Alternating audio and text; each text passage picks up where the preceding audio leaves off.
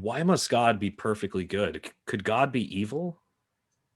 So yeah, someone just did a 4-minute video response to me on if God could be evil and trying to present the evil God challenge.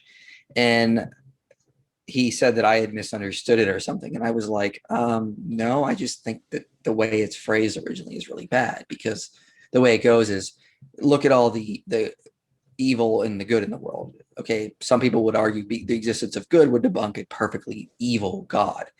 And since I don't argue that way, his objection just didn't really affect me.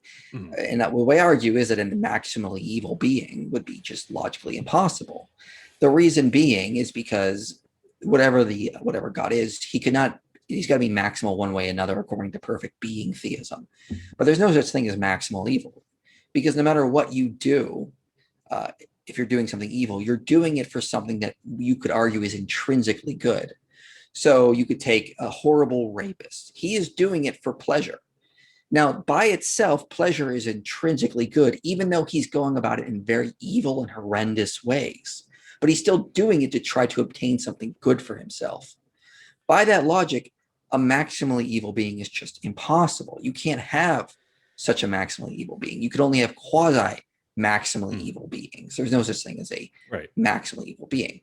Now, the reason why God must be perfectly good would relate to perfect being theism, which we could talk more about.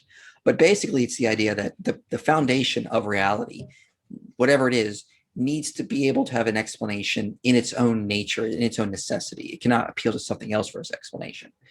So, perfect being theism would explain that, because the properties of the perfect foundation, namely God, would be entailed by its own internal nature of entailing perfection.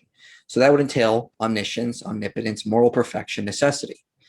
Now, scholars or philosophers like Richard Swinburne or Brian Lefto will note that itself provides more explanatory scope than just saying God exists, than saying that God has these properties as a brute fact, because these properties are explained by God's own internal nature.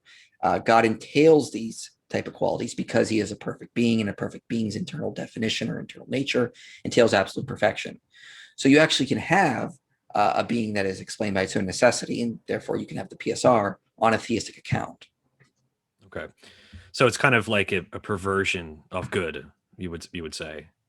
Yeah, I would say evil is a perversion of good. There's no Right. such thing as just evil by itself.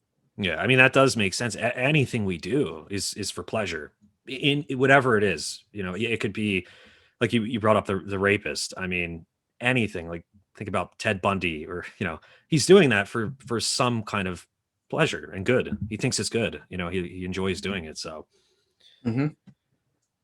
Yeah, and same. I think C.S. Lewis said everybody does something for either power, pleasure, or safety. right, right.